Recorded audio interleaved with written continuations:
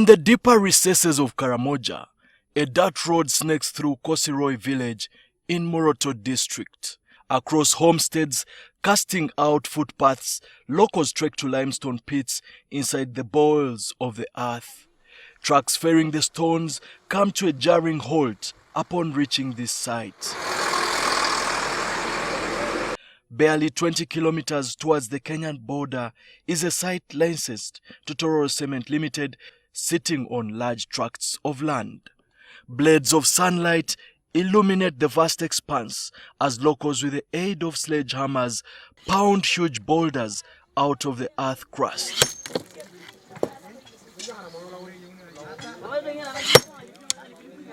At the site are children of school-going age, the old and pregnant women.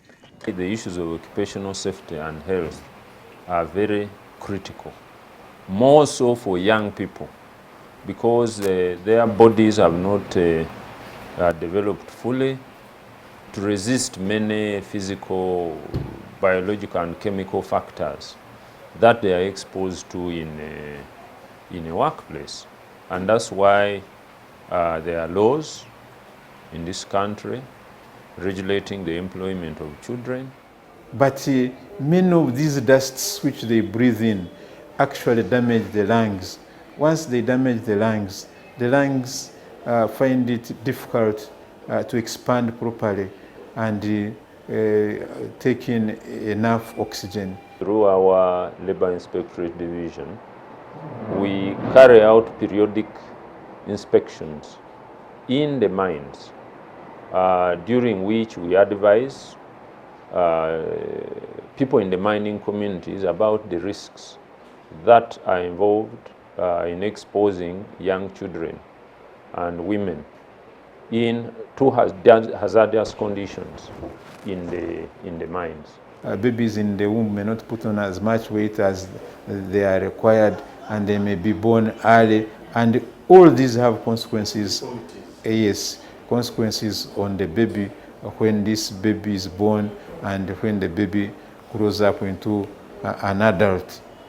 It has been found that lead poisoning can cause a lot of deformities, and this is well documented. They barely have any protective gear, often suffering from accidents. They are exposed to toxic dust and fumes. Beads of sweat drip across this woman's brow as she uses every dollop of energy to break these boulders. The younger, energetic men lift the boulders onto the trucks. To crush and fill a truck full of stones, one is paid a paltry 150,000 shillings. This could take weeks or perhaps a month to fill this lorry. Later, the trucks filled with stones navigate the dicey paths to a parking yard where the stones are kept before they are driven to Tororo Cement in Tororo district, which is about 327 kilometers. Nobody knows the amount of limestone and other minerals which are extracted in Karamoja and taken out, as there are no way bridges in this area.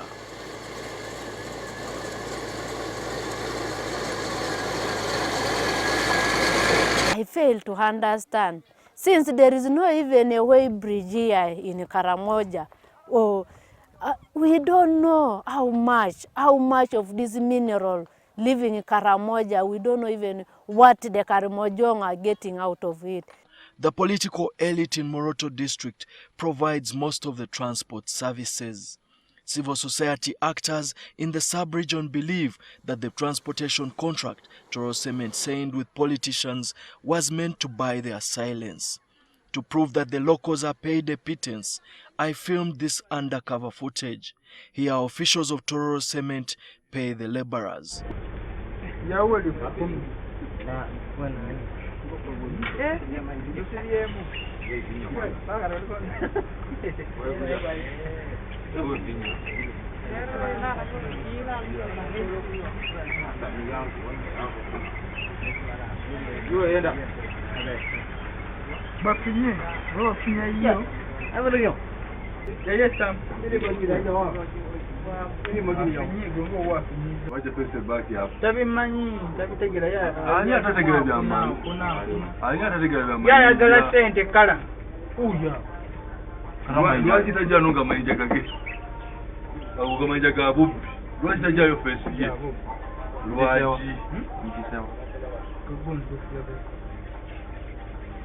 Bo chisinja kuno kachijoza nayo.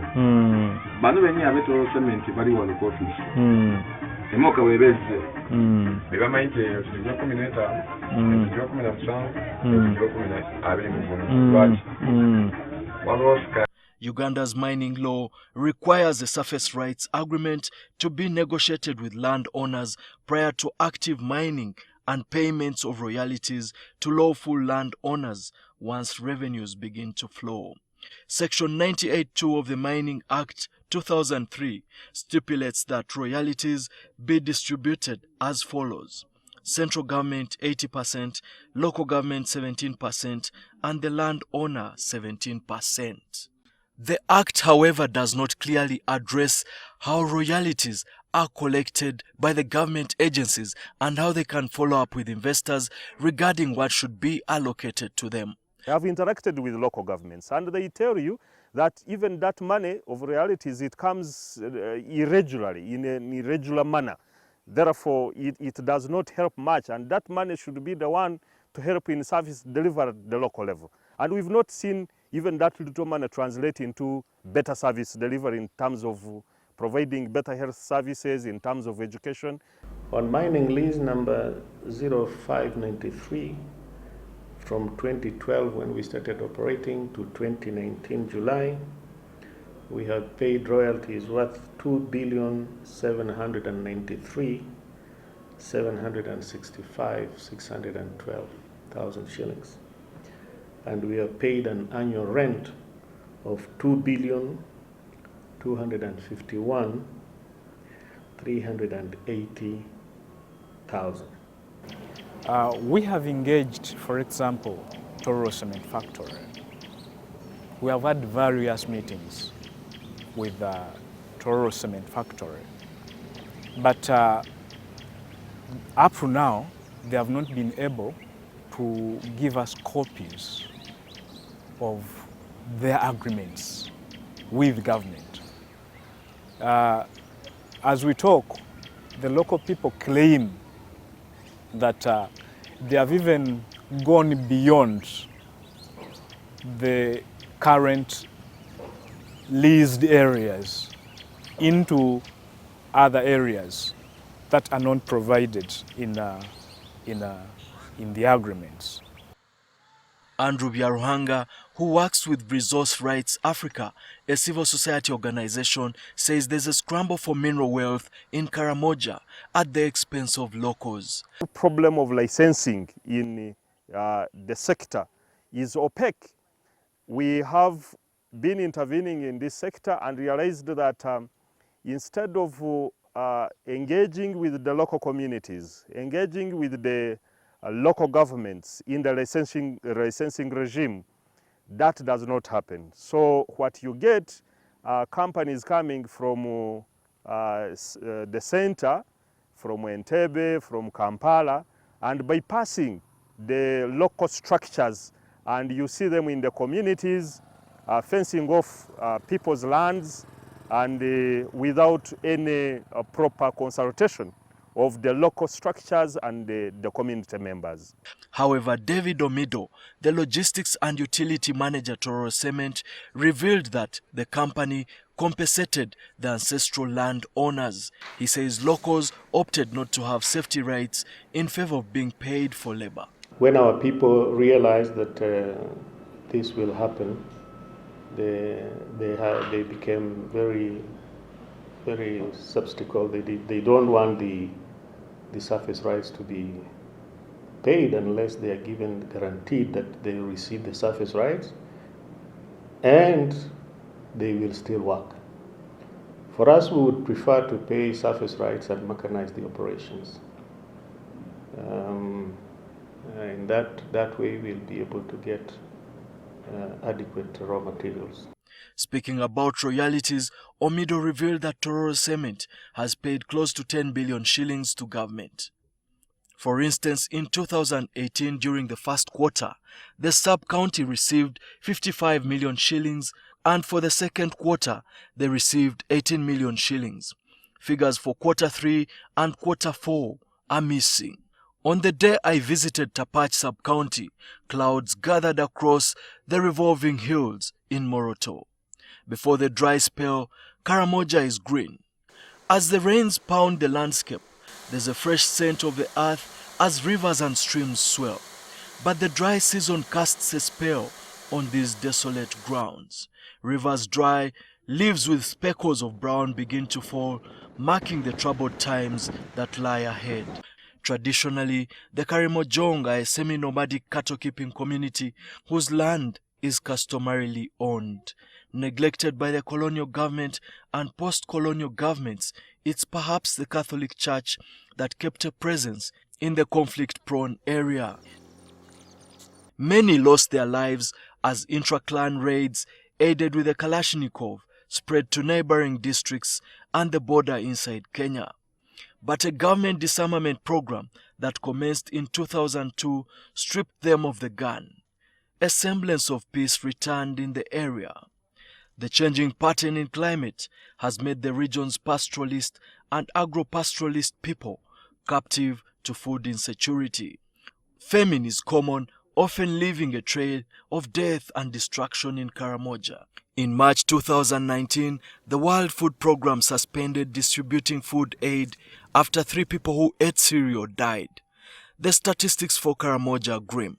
According to the United Nations Population Fund report of 2018, titled Leaving No One Behind in Karamoja, it reveals that hunger, stunting and lack of access to food are prevalent. Karamoja's collective GDP accounts for less than 1% of Uganda's total GDP, implying that the region's human capital is not adequately skilled to produce and drive economic growth despite the vast natural resource potential as a cattle corridor and minerals. The proportion of people trapped in chronic poverty is at 24%, twice higher more than the national average of 10%. There is limited access to health facilities in Karamoja. The region has 126 health centers, a majority which are health center 2s, 1 regional referral hospital, and 4 general hospitals. Only 65% of the established staff positions are filled. The health sector in Karamoja faces challenges of staff retention given its remoteness, poor infrastructure, and limited electricity coverage. Whereas 86% of the Uganda population access healthcare within a 5-kilometer radius, in Karamoja, only 17% of the population are within the 5-kilometer recommended distance. Referral is the most affected, with communities having to walk between 20 to 30 kilometers to access referral services.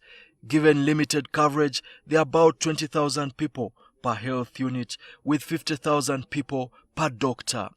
Only 0.9% of children aged 6 to 12 years are enrolled in primary school, far below the central region at 12%. The overall literacy rate for Karamoja stands at only 25% compared to 94% in Kampala, while 60% of women are unable to read and write. 86% of the young population in Karamoja has never been to school and are either not working or are in vulnerable employment compared to 5% in Kampala. Karamoja is at the tip of northeastern Uganda and is quite remote. But behind me here are hills that are a treasure trove holding precious minerals. But the resource paradox is quite visible. Whereas there's mineral wealth, the people here are too poor and there are barely any social services. At this stone quarry near Moroto town are children who should be at school. This lad has to scale the heights of this hill to push large stones to the bottom. The sight is scary, but the youngster must eke a living to support his parents. There are barely any safety measures at this site. To escape the rigors of life, Many locals have resorted to drinking cheap liquor. This alcohol is carried to the mains, and often one can pay for cheap labor by providing alcohol. We saw at a certain time that the people were working from morning to evening in exchange of some this etulé, they call it etulé, it is waragi, this illegal waragi, the one that is produced along the belts, the sugar cane belts, Jinja, Iganga, these factories there. All the waste that is produced, of course, it is turned into this alcohol, and it was taken here. High concentrations of hazardous metals have been found in a number of alcoholic spirits consumed in Uganda. The finding was a result of an electronic analysis of different spirit samples consumed by Ugandans. The consequences of alcohol dependence have been dire, according to Moroto Diocese Bishop Damiano Guzzetti. Death, disease related to alcohol have shooted up from the 7th position to the first one in a few years' time. And this, of course, is causing also a lot of problems, socially problems as well. Domestic violence has increased, people running crazy as well. Pregnant women also abusing of it. Can you imagine if you make a projection of 20 years ahead of us, we shall have a generation by that time that will not be able to produce. Karamoja has over 50 minerals buried in its grounds, including gold, copper, platinum, and lead.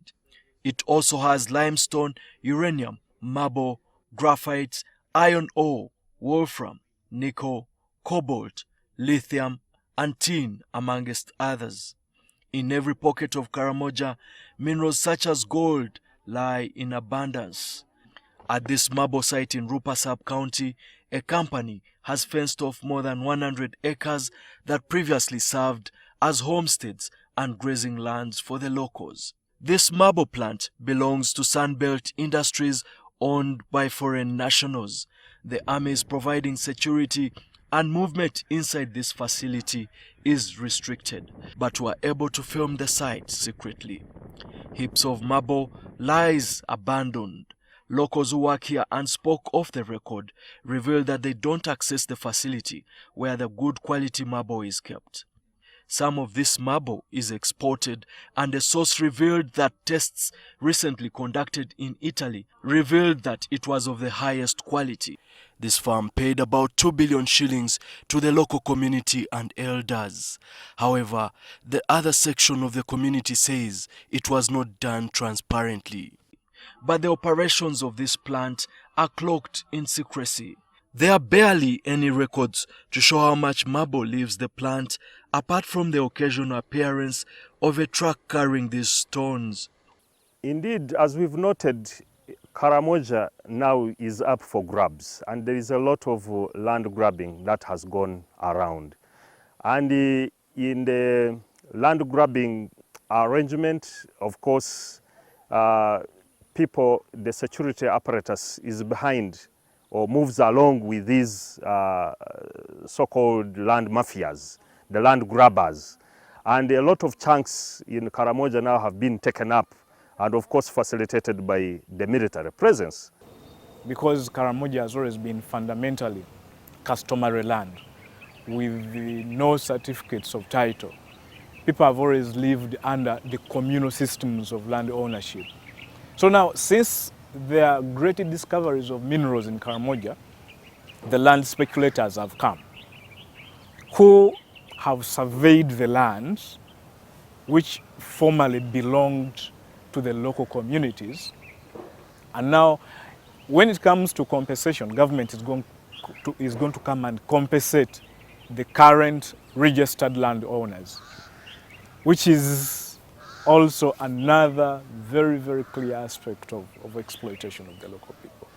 So if you are to improve the lives of the people in Karamoja, if the people of Karamoja are to benefit from their own natural resources, if they are to have a share, let government streamline the land tenure systems. On the border of Rupa and Katikekile sub-counties is the defunct Dao Uganda Limited, which was a subsidiary of a Saudi and Kuwait construction firm. It acquired an exploration license in 2013. In its blueprint, Dow planned to ship marble blocks to Europe and the Middle East, but 5 years down the road, and after paying debt worth billions, including loans from commercial banks, the owners of Dow Marble vanished without a trace. Was there any due diligence carried out to ascertain the credibility of the owners of Dow Marble before they were given a license? The acquisition of this land, where Dow Marble plant lies, was also contested. Many locals, including elders, felt they had been locked out of the negotiations, yet they had a stake. The Dow Marble story is not isolated. Many locals often find strangers on their land exploring for minerals. A paradox of plenty, the sub-region has little to show for its mineral wealth. Locals in droves are fleeing to escape a life of squalor. Amongst those are children who have been trafficked. With their begging boils, they parade the streets of Kampala city. Emmanuel Mutaizibwa, NTV.